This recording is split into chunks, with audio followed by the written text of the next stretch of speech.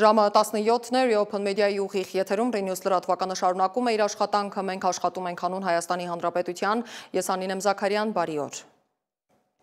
Մերձավանի կրակոցներից հետո հիվանդանոց տեղափոխված Արծրուն Գալստյանը գիտակցության է եկել, քննիչը նրան հարցաքննել է։ Քննչական կոմիտեից հայտնում են, որ նշանակվել է դատաբժշկական փորձաքննություն, նախաձեռնվել է քրեական վարույթ մի շարք հոդվածների հատկանիշներով։ Նախաքննության ընթացքում նշանակվել են դատաբժշկական փորձաքննություններ, կատարվում են ապացուցողական եւ վարութային գործողություններ։ Հիշեցնեմ, սեպտեմբերի 23-ին ժամը 23:52-ին ոստիկանությունը հազանգ է ստացվել, որ Արմավիրի մարզի Մերձավան բնակավայրի Երևանյան խճուղում կրակոցներ են հնչել, 2 մարդ զոհվել է, 1-ը վիրավորվել։ Մահացածներից մեկը համայնքի ղեկավար Վալոդիա Գրիգորյանն է։ Սպանված երկրորդ անձը ոստիկան Կարեն Աբրահամյանն է, որը հարձակման պահին ծառայության մեջ չի եղել, նա Գրիգորյանի ընկերն է։ Այսօր Արցախում տեղի ունեցած բենզալցակայանի ողբերգական պայթյունի երկրորդ տարելիցն է 2023 թվականի սեպտեմբերի 25-ին Ստեփանակերտ-Ասկերան ավտոճանապարհի հարակից տարածքում գտնվող բենզինի պահեստում բռնկված պայթյունն իր մասշտաբներով անկախության շրջանում մեր ժողովրդին պատուհասած թերևս ամենամեծ մարդածին աղետն էր, որը տեղի ունեցավ Արցախի բնակչության բռնի տեղահանության ընթացքում։ Հարյուրավոր մարդիկ հավաքվել էին վառելիք ստանալու համար, որ կարողանան հասնել Մայր Հայաստան։ Տարբեր տվյալներով պայթյունի հետևանքով զոհվել է ավելի քան 218, վիրավորվել ավելի քան 290 մարդ, անհետ կորած է համարվում 23 մարդ։ Այս թեմայով ռեպորտաժ կունենանք մեր հետագա թողարկումներում։ Երկրի վարչապետն աշխատանքային այցով մեկնել է Ռուսաստան, կառավարությունից հայտնում են, որ Մոսկվայում Նիկոլ Փաշինյանը կմասնակցի համաշխարհային ատոմային շաբաթ խորագրով համաժողովին։ Ռուսական աղբյուրները հայտնում են, որ այսօր նա հանդիպում կունենա Դաշնության նախագահ Վլադիմիր Պուտինի հետ։ Ավելի վաղ Կրեմլի խոսնակ Պեսկովը հայտնել էր, որ 5-շաբթի Պուտինը Կրեմլում երկկողմ միջազգային հանդիպումների մարաթոն կանցկացնի։ Գլոբալ ատոմային ֆորումին մի շարք երկրների առաջնորդների կողքին կմասնակցի նաև ատոմային էներգիայի միջազգային գործակալության գլխավոր տնօրեն Ռաֆայել Գրոսին։ Իսկ նախորդին Փաշինյանը խորհրդակցություն է անցկացրել Հայաստանի էներգետիկ ոլորտի ռազմավարական զարգացումների օրակարգով։ Հատուկ ուշադրություն է դարձվել նոր ատոմային էներգաբլոկի կառուցման առաջարկներին, դրանց տեխնիկական, ֆինանսական եւ անվտանգային ասպեկտներին։ Խորհրդակցության մասնակիցները ներկայացրել են տարբեր գործընկերների եւ միջազգային կազմակերպությունների հետ հնարավոր համագործակցության տարբերակները ֆինանսավորման մոդելների, տեխնոլոգիական լուծումների եւ ժամկետների վերաբերյալ։ Կառավարության հերթական նիստի օրակարգում ընդգրկված է 37 հարց, որից չի զեկուցվում 34-ը։ Գործադիրը հաստատել է Սևանա լճի էկոհամակարգի վերականգնման, պահպանման, վերարտադրման եւ օգտագործման միջոցառումների 2026 թվականի տարեկան ծրագիրը։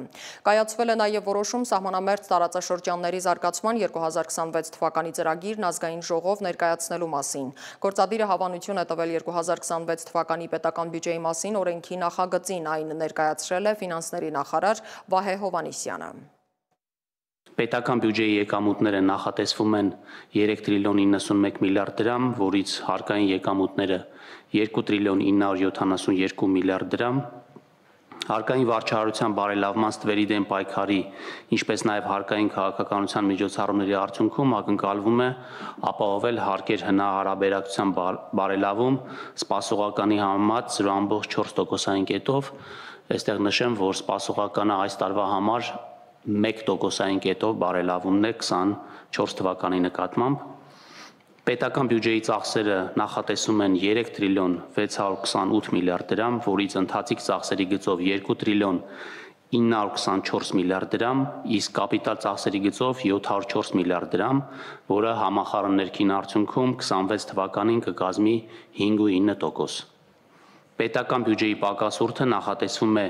537 միլիարդ դրամ, այսինքն ՀՆԱ-ի 4.5%-ը 25 թվականի 5.5%-ի դիմաց։ Միջնաժամկետում նվազելով մինչև պարտքի բեռը կայուն պահող 2.8% մակարդակի։ Արդյունքում կառավարության պարտք ՀՆԱ ցուցանիշը 26 թվականի վերջում կանխատեսվում է 53.5%։ Հայաստանում համաներում չի սպասվում, լրագրողների հետ զրույցում հայտարարել է արդարադատության նախարար Սրփուհի Գալյանը, նա նշել է, թե չի կարող ասել Արմավիրում տեղի ունեցած սպանություններից հետո պաշտոնանկություններ կլինեն, թե ոչ։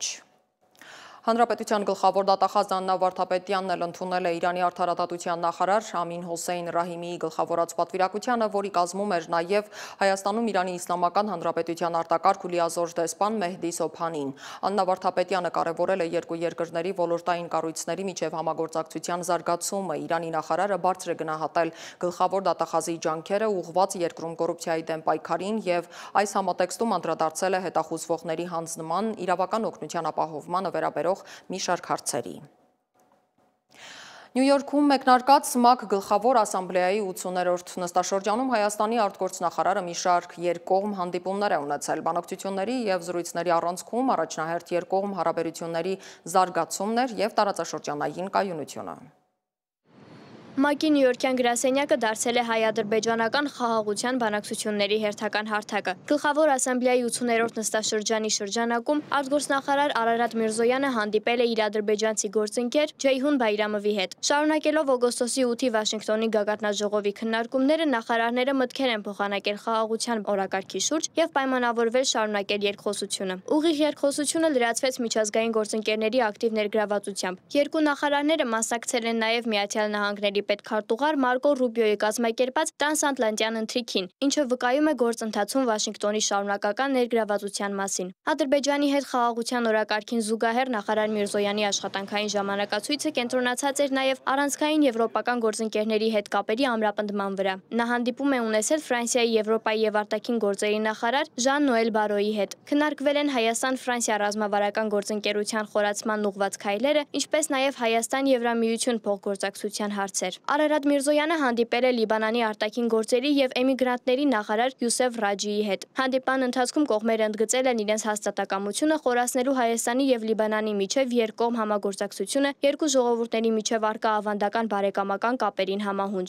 Խաղաղության պայմանագրի շուրջ քաղաքական բանակցություններին զուգահեռ օրակարգում մնում են հակամարտության հումանիտար հետևանքները։ Այս համատեքստում նախարար Միրզոյանը հանդիպել է Կարմիր խաչի միջազգային կոմիտեի նախագահ Միրյանա Սպոլյարի Ճեգերի հետ։ Կենտրոնական թեման Ադրբեջանում պահվող հայ ռազմագերիների եւ քաղաքացիական անձանց ազատ արձակման, ինչպես նաև Բաքվում Կարմիր խաչի գրասենյակի փակման պայմաններում նրանց այցելությունների կազմակերպման խնդիրներ։ Զրուցակիցները հույս են հայտնել, որ Հայաստանի եւ Ադրբեջանի միջև օգոստոսի 8-ի Վաշինգտոնյան գագաթնաժողովի համաձայնություններով հաստատված խաղաղությունը կնպաստի նաև հումանիտար հարցերի կարգավորմանը։ Արարատ Միրզոյանը եւ Մոնղոլիայի պաշտոնակից Բաթմունղ Բացեցեգը ստորագրել են Մոնղոլիայի եւ Հայաստանի կառավարությունների միջև դիվանագիտական եւ պաշտոնական անձնագրեր ունեցող անձանց մուտքի արտոնագրի պահանջից ազատելու մասին համաձայնագրում փոփոխություններ կատարելու մասին արձանագրությունը։ Մինչև այդ դիվանագետները քննարկել էին երկկողմ հարաբերությունների ընդլայնման եւ փոխադարձ հետաքրքրություն ներկայացնող ոլորտներում կոնկրետ նախաձեռնությունների կյանքի կոչման հնարավորությունները։ Միրզոյանը հանդիպումներ է ունեցել նաեւ Ավստրիայի,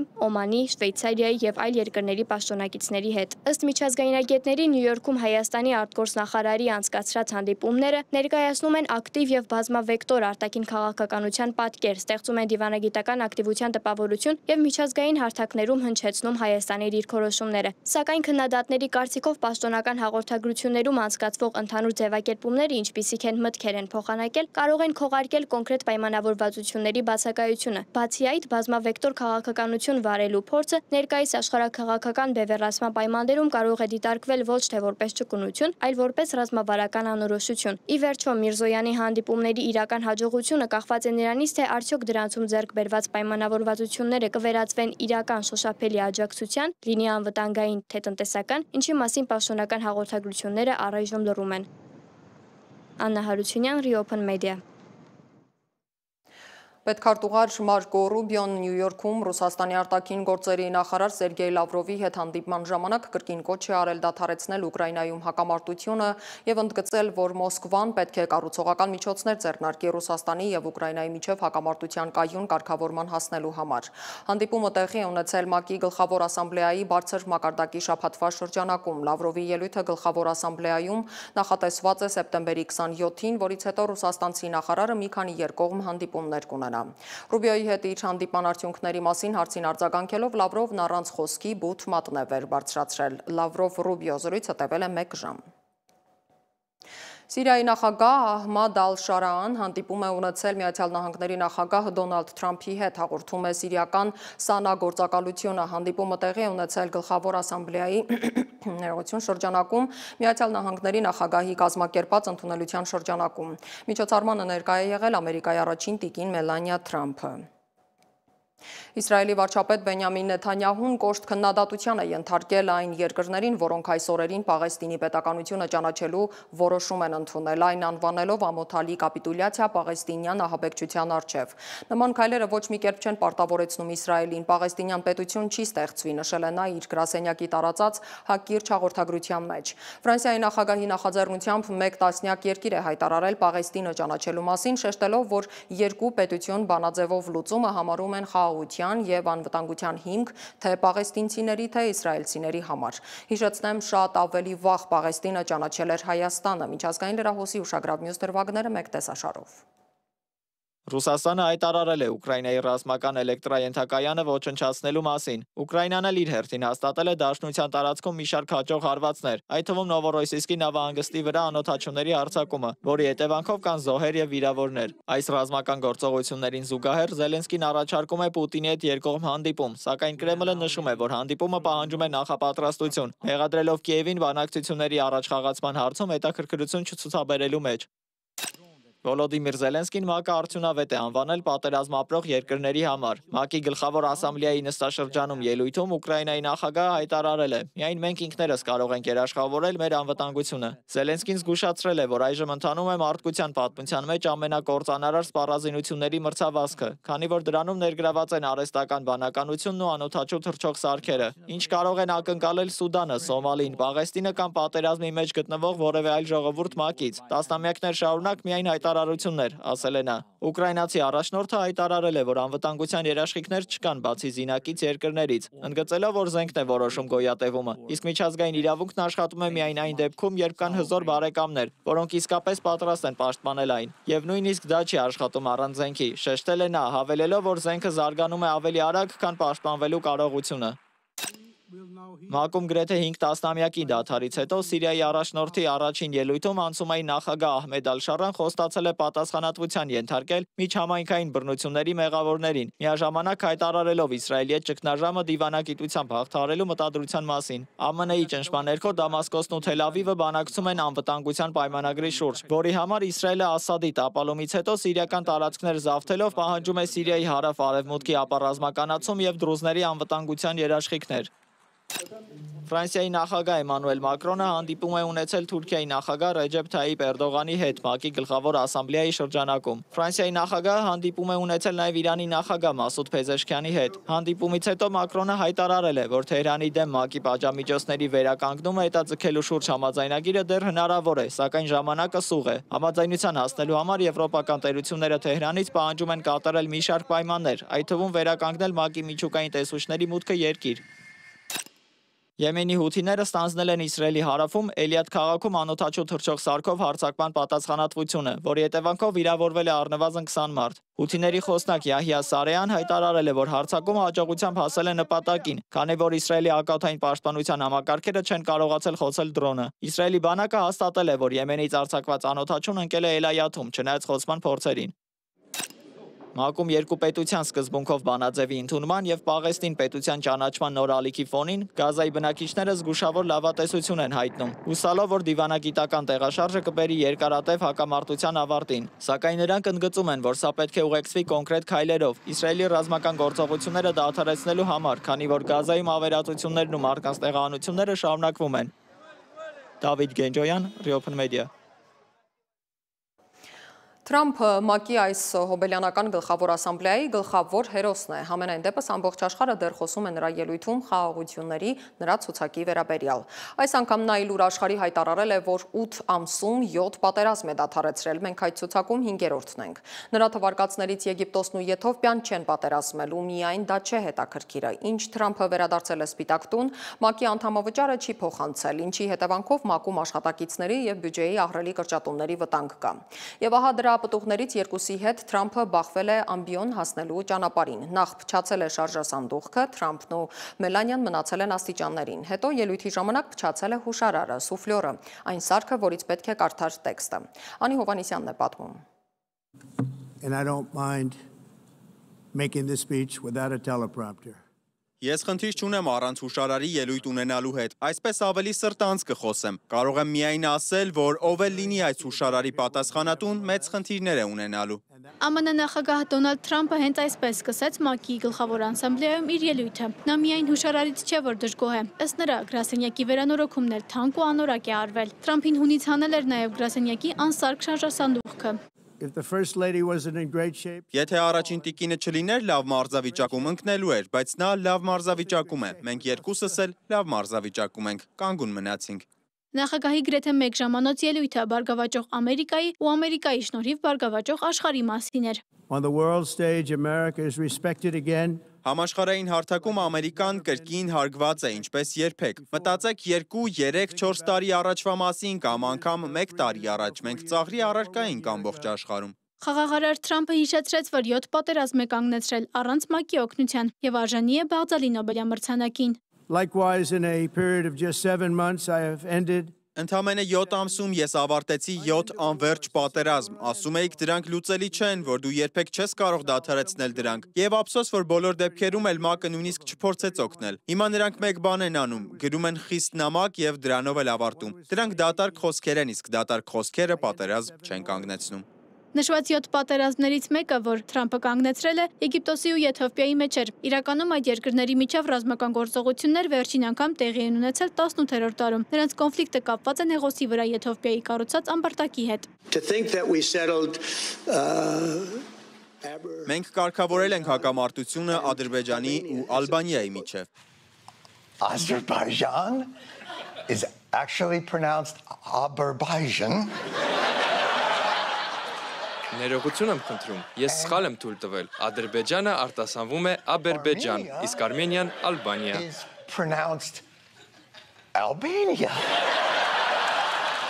Հետո Թրամփը խոսեց ռուս-ուկրաինական պատերազմից, նշելով, որ եթե ինքը այն ժամանակ նախագահ լիներ, պատերազմ չէր լինի։ I've also been working relentlessly, stopping. Ես անընդհատ աշխատում եմ նաև Ուկրաինայում սպանությունները կանգնեցնելու ուղղությամբ։ Մտածում էի 7 պատերազմից ամենահեշտը դա կլինի, որովհետև Պուտինի հետ իմ հարաբերությունները միշտ լավ են եղել, բայց գիտեք, պատերազմում երբեք չգիտես ինչ է լինելու։ Թրամփը առիթը բաց չթողեց այս անգամ ՄԱԿ-ի ամբիոնից եւս մեկ անգամ սպառնալու միգրանտներին։ Ավելին, նա իր ելույթի մեծ մասը նվիրել էր հենց նրանց։ Our message is very simple. If you come illegally into the United States,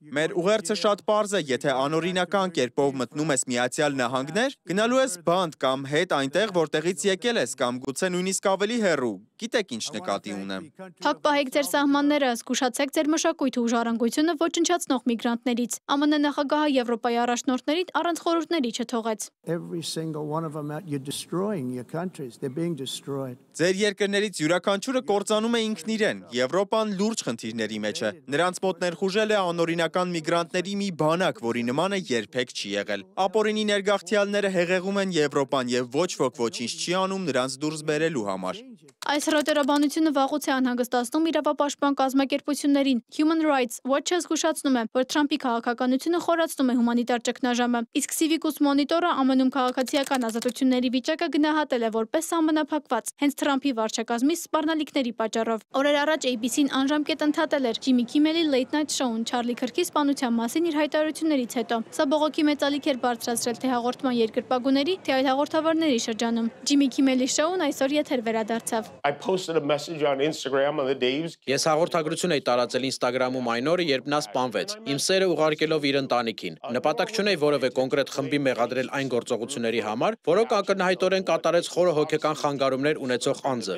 Ըստ արևմտյան վերլուծաբանների Թրամփի այս ելույթը եւ ընդհանրապես նրա քաղաքական ոճը խորը բևեռացում են առաջացնում ոչ միայն Ամերիկայում, այլև ամբողջ աշխարհում։ Քննադատները զգուշացնում են, որ պոպուլիզմի, ազգայնականության եւ թշնամու կերպարի ստեղծման այս կոկտեյլը քայքայում է ժողովրդավարական ինստիտուտները եւ միջազգային կարգը։ Անի Հովհաննիսյան, Reopen Media։ ՄԱԿ-ի ամբիոնից Թուրքիայի նախագահ Էրդողանն անդրադարձել է հայ-թուրքական կարգավորմանը, սակայն առանձնապես ոչինչ չի ասել, ոչ մի բեկումնային նորություն։ Հայաստանի իշխանության ակնկալիքն այն է, որ հայ-թուրքական կարգավորման արդյունքում սահմանը կբացվի եւ տնտեսական մեծ օգուտներ կլինեն։ Այս առումով սակայն կարծիքները տարբեր են, հաշվի առնելով թուրքական ապրանքների հնարավոր ներհոսքն ու դրա հետևանքով հնարավոր խնդիրները։ Ի վերջո ենթադրենք սահմանը Թուրքիան ի վերջո բացեց։ Ինչ հեռանկարներ դա կբացի Հայաստանի առաջ ու ինչ հնարավոր ռիսկեր կբերի իր հետ։ Փորձել ենք հասկանալ, թե ով ինչ է ասում։ Մերի Դանիելյանն է պատմում։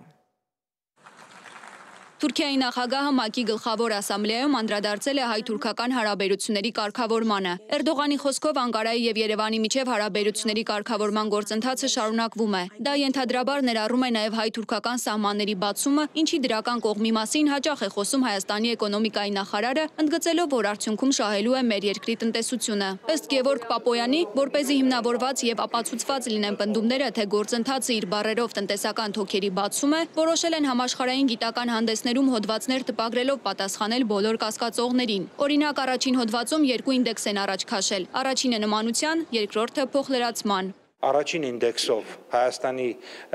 եւ Թուրքիայի ու Ադրբեջանի ինդեքսը, այսինքն 0.25 է, դա ինչ է նշանակում, դա նշանակում է, որ այն ինչ որ արտահանում են Թուրքիան ու Ադրբեջանը եւ այն ինչ որ արտահանում է Հայաստանը, իրենք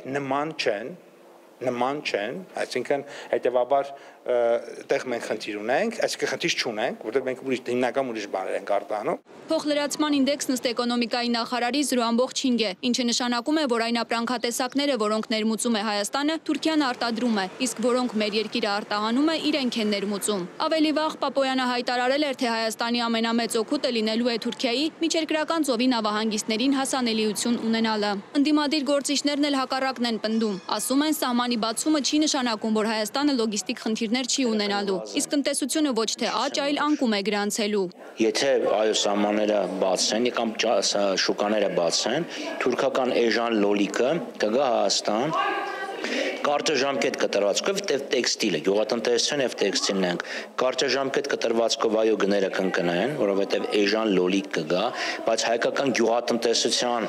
հերը կանից են վերջնականապես, թուրքականով կողողեն, հետո որ դաշտը մնա թուրքերին գներն էլի կբարձրացնեն։ Էկոնոմիկայի նախարարը կրկին հղումանելով իր համահեղինակած հոդվածներին համոզմունք է հայտնում։ Մեր երկրի առաջ լայն հնարավորություններ են բացվում։ Գիտականորեն ապացուցել ենք, որ այդպիսի բան չկա, ընդհակառակը սահմանների բացումը Հայաստանի Հանրապետության համար բազմաթիվ հնարավորություններ է ստեղծելու, երկրորդ հոդվածն ենք շուտով տպագրելու արդեն հայ-թուրքական սահմանի բացման կոնկրետ տնտեսական հետևանքների մասին, առաջինը ավելի շատ երթուղիների մասին է։ Տնտեսագետները եւս հայ-թուրքական սահմանի բացման մասին խոսելիս որոշակի դրական տեղաշարժից բացի ահազանգում են նաեւ վտանգների մասին։ Բնականաբար կան նաեւ որոշակի ռիսկեր, նվազեցնելով տրանսպորտային ծախսերը, մենք թուրքական ապրանքները ավելի մրցունակ ենք սարքում մեր շուկայում։ Տարիներ շարունակ տնտեսագետներն արձանագրում են Թուրքիայից եկող ապրանքների մրցակցության վտանգների մասին, քանի որ այդ պետությունն արտահանման ուղղությամբ սուբսիդավորման քաղաքականություն է իրականացնում, ինչպես նաև թուրքական լիրայի արժեզրկումն էլ ուղղակիորեն ազդում է ներկրվող թուրքական ապրանքների ավելի մատչելի լինելու վրա։ Մերի Դանիելյան, Վարդան Պողոսյան, Open Media։ Մատենադարանում սկսվել է Լևոն Տեր-Պետրոսյանի 80-ամյակին նվիրված միջազգային գիտաժողով, նա ևս ներկա է եղել ու խոսել վերջին օրերի հեռակա բուռն բանավեճի մասին։ Նիկոլ Փաշինյանը Հայաստանի 3 նախագահների հասցեին Արցախի հարցով մեղադրանքներ է տեղացել, նրանք էլ տարբեր ձևերով ու բովանդակությամբ արձագանքել են։ Եթե կարճ, Փաշինյանը նրանց ուզում է հրավիրել բանավեճի։ Վերջին օրերի բոլոր բանավեճերի մարտահրավերներն իմի է բերել Աննա Հարությունյանը։ Կեղծ համեմատություն է։ Այսպես է Հայաստանի առաջին նախագահ Լևոն Տեր-Պետրոսյանը բնութագրում իր եւ ներկայիս իշխանության Ղարաբաղյան քաղաքականության միջև անցկացվող զուգահեռները։ Լրագրողների հետ զրույցում նա կտրուկ հերքել է պնդումները, թե Նիկոլ Փաշինյանը շարունակում է խաղաղության իր Տեր-Պետրոսյանի քաղաքականությունը։ Այդ թեզերը ինքը կործանեց